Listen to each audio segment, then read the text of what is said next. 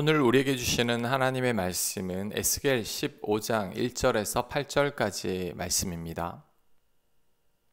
1절 여호와의 말씀이 내게 임하여 이르시되 인자야 포도나무가 모든 나무보다 나은 것이 무엇이랴 숲속에 여러 나무 가운데 있는 그 포도나무 가지가 나은 것이 무엇이랴 그 나무를 가지고 무엇을 제조할 수 있겠느냐 그것으로 무슨 그릇을 걸 못을 만들 수 있겠느냐 불에 던질 땔감이 될 뿐이라 불이 그 두 끝을 사르고 그 가운데도 태웠으면 제조에 무슨 소용이 있겠느냐 그것이 온전할 때에도 아무 제조에 합당하지 아니하였거든 하물며 불에 살라지고 탄 후에 어찌 제조에 합당하겠느냐 그러므로 주 여호와께서 같이 말씀하셨느니라 내가 숲풀 가운데 있는 포도나무를 불에 던질 땔감이 되게 한 것 같이 내가 예루살렘 주민도 그같이 할지라 내가 그들을 대적한즉 그들이 그 불에서 나와도 불이 그들을 사르리니 내가 그들을 대적할 때에 내가 여호와인 줄 너희가 알리라 내가 그 땅을 황폐하게 하리니 이는 그들이 범법함이니라 나주 여호와의 말이니라 하시니라. 아멘. 하나님께서는 이스라엘을 포도나무에 비유하셨습니다. 이렇게 포도나무에 비유하신 것은 하나님 없이는 이스라엘은 아무것도 아님을 알려주시기 위함입니다. 또한 잘못된 선민 사상으로 절대 망하지 않을 것이라는 그들의 기대가 잘못되었음을 알려주시기 위함입니다. 포도나무의 가장 큰 장점은 포도 열매이죠. 열매가 없는 포도나무는 아무 가치가 없습니다. 목재로도 사용할 수 없고 작은 도구도 만들지 못합니다. 오직 땔감 외에는 사용될 수 없는 나무가 포도나무입니다. 그런데 지금 이스라엘의 상태는 불태워진 포도나무라고 합니다. 불에 타지 않았을 때에도 전혀 쓸모없는 나무였는데 불에 탄 포도나무는 더 쓸모없는 나무입니다. 이렇게 불에 탄 포도나무가 바로 이스라엘이라는 거죠. 자, 오늘 본문을 통해서 몇 가지 교훈을 살펴보겠습니다. 첫째, 우리는 하나님 없이는 아무것도 아닙니다. 포도나무는 열매가 없으면 아무것도 아니죠. 열매 없는 포도나무는 땔감으로 쓰기에도 적합한 나무가 아닙니다. 이처럼 하나님 없는 이스라엘은 아무것도 아닙니다. 하나님이 아니었으면 변방에서 오래전에 사라지고 말았을 민족이 이스라엘이죠. 이런 이스라엘을 하나님께서 택하셔서 하나님의 백성으로 삼아 주셨습니다. 변방에서 사라지고 말 아브라함의 후손들을 거대한 민족으로 번성케 하신 분이 하나님이시죠. 무가치한 포도나무를 풍성하게 열매 맺게 하신 분이 하나님이십니다. 하지만 이스라엘은 하나님의 은혜를 다 잊어버렸습니다. 하나님을 버리고 이방 신들과 우상을 섬겼습니다. 이런 이스라엘 백성들이 다시 하나님께로 돌아오라고 수많은 선지자들을 통해서 오랜 세월 경고하고 훈계했지만 이스라엘 백성들은 돌이키지 않았습니다. 결국 불에 다 타버린 포도나무처럼 된 거죠. 이제는 땔감으로도 사용할 수 없는 무가치한 나무가 되고 만 겁니다. 그러니 하나님께서 심판의 칼을 들지 않을 수 없었던 거죠. 우리들도 마찬가지입니다. 우리들도 하나님 없이는 아무것도 아닙니다. 우리가 구원받은 것도 하나님의 사랑 덕분이고 예수님의 십자가 희생 덕분이죠. 하나님 아니라면 지금의 우리는 존재하지 않습니다. 예수님이 아니라면 우리들은 죄로 인해 죽을 수밖에 없습니다. 바울의 고백처럼 나의 나된 것은 다 하나님의 은혜입니다. 그런데도 우리들은 이 진리를 깨닫지 못하고 하나님을 떠나 살려고 할 때가 많습니다. 선악과를 따먹고 하나님처럼 되려고 했던 아담처럼 아버지 곁을 떠나 자기 뜻대로 살려고 했던 탕자처럼 우리들도 하나님을 떠나서 우리 마음대로 살려고 합니다. 하지만 결과는 열매 맺지 못하는 포도나무가 될 뿐이죠.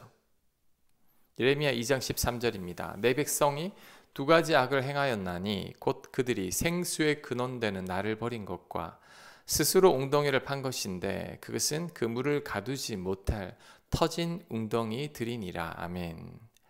바로 우리들을 두고 하는 말씀이죠.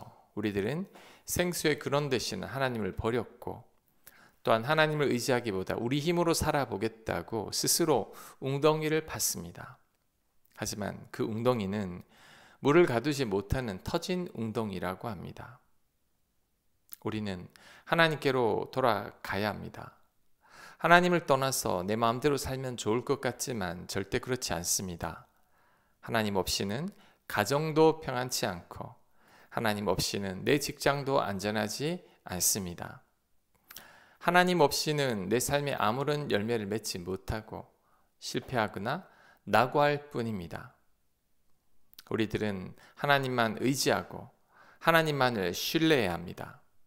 그럴 때 가장 복된 삶을 살게 될 것입니다. 자, 둘째, 우리는 열매를 맺어야 합니다. 포도나무는 열매를 맺어야 합니다. 열매 맺지 못하는 포도나무는 아무 쓸모가 없죠. 땔감이 될 뿐입니다. 예수님은 열매 맺지 못하는 무화과나무를 저주하셨습니다. 열매를 주지 못하는 무화과나무는 아무런 유익이 되지 못하기 때문이죠. 요한복음 15장에서도 동일하게 말씀하셨습니다. 요한복음 15장 2절입니다.